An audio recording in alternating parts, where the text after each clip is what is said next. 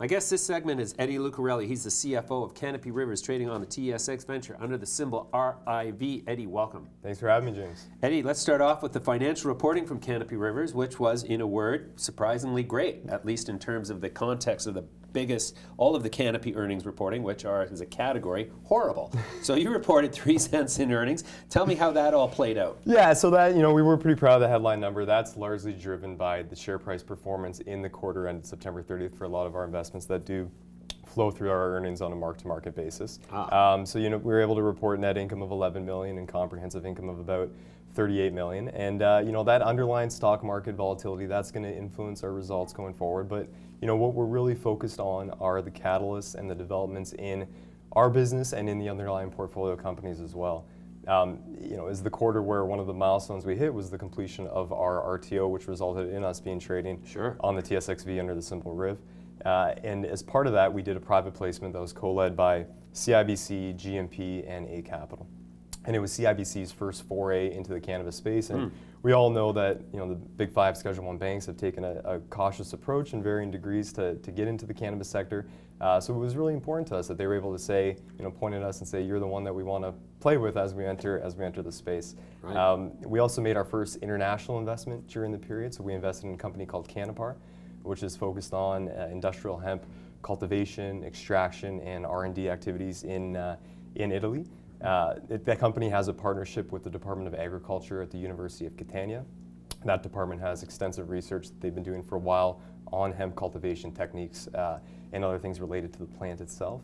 And then through an outsourced farming model there, that company is going to be able to purchase wholesale hemp from the farmers and then turn it into organic CBD oil. So we're very excited there. Our partner there is an entrepreneur that's had a very successful background in nutritional endeavors, dermocosmetic endeavors, and pharmaceutical as well. And he's also very well connected in the local community. So we're thrilled to see where that company is headed. Sure. Okay. So tell me about some of the other portfolio holdings and how they've done and performed for you. What's really driving the earnings sort of impetus? Yeah. So a couple of the things that are going to impact our accounting is that a lot of our earnings in the short term are going to be driven by changes in share prices of our public market investments. Over time, as the greenhouse assets that we've invested in come online, we're going to start to see those earnings flow through our earnings as well.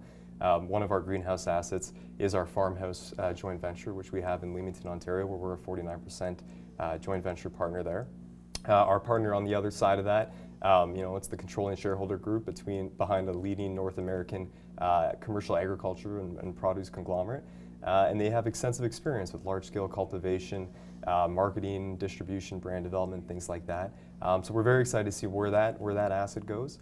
As part of entering into that joint venture agreement with that partner, we did structure a global non-compete with them that did have the U.S. carved out.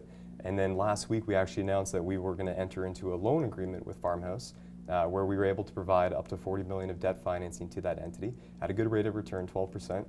And in addition to that, we also restructured that non-competition agreement to afford Canopy Rivers additional rights in favor of U.S. expansion opportunities when that would become legal for us to participate in that. So we're super excited to see what that company is going to be able to do going forward. Our partners there have experience in Canada, the U.S., Mexico, Panama, Guatemala, different jurisdictions. So when you see news coming out like we saw recently with the Mexican government, the incoming government introducing legislation that might create this regulatory framework in Mexico, it's great to have a partner already with us that we know has good knowledge of the local landscape there. Wow, so you think Mexico is going to be a pretty important market? It was great news that came out, and it's definitely something that we're keeping our eye on, similar to a lot of the other jurisdictions in Europe and other places that are continuing to put out that involvement of news around what new regulatory frameworks are emerging, whether it's the medical frameworks evolving or being introduced, or even some jurisdictions talking about recreational at the early stages. Wow, interesting. So apart from the jurisdictions, what are the sort of subsegments of the cannabis industry that are evolving into the public eye now most excite you? Yeah, I mean, if you look at our portfolio and how it evolved, there's definitely a lot of companies that, started off essentially as cultivators. And when you look back sort of 8, 9, 10 months ago, to be a cannabis company, you essentially either had to have a license or were in the process of getting the license. Now we're really starting to see that proliferation of businesses that are attacking ancillary parts of what the cannabis economy looks like. There's the the report that came out from Deloitte that everybody seems to quote that references the size of the market from a cultivation perspective, but also what that multiplier effect is of all the ancillary parts of the business that are going to develop. So we're starting to see those companies come to the market more and more. By some estimates, there's thousands out there right now that already exist. They're very appealing in ways that they might not be subject to the same risks and regulations that come from being a licensed company. So there's might be a better opportunity to transfer those companies or that IP across borders. It's kind of analogous to investing in the picks and shovels when the gold rush was happening. Sure. Technology is obviously a big focus area for us. I think data-driven approaches are really going to form where a lot of the industry is headed, and companies that have the ability to commercialize data and understand the products and understand the consumers are going to be very well positioned for success. And we're definitely taking a look at that. And like I mentioned, emerging markets, there's new news coming out every single day about a new jurisdiction that's looking at regulatory reform in one shape or another. And what we've seen and we saw it in the development of our partnership at Canapar, having a good local partner with good local connections and the ability to really scale up a business in these foreign jurisdictions is going to be incredibly important in terms of determining what's going to be a level of success for a Canadian company looking to make international investments. Sure. Do you think that as Europe progresses, and forgive me, I like Europe, I like to talk about Europe more than California. People say California is the biggest market. Obviously, Europe's a multiple size of California as a market, and it does operate as one jurisdiction sometimes. Some ways, yeah. What do you think the likelihood is of uniformity of regulation across the Eurozone as an entire block as it pertains to, regulation of cannabis, THC, CBD, et cetera? I mean, I think because of the construct of the European Union, and we can kind of make an assessment of what that's going to look like based on what we've already seen in terms of countries coming out with their own independent regulatory frameworks, but still having that opportunity for maybe some cross-border transport of goods because of the trade framework that exists within the European Union. I think eventually we'll probably get to an end state where everything is harmonized.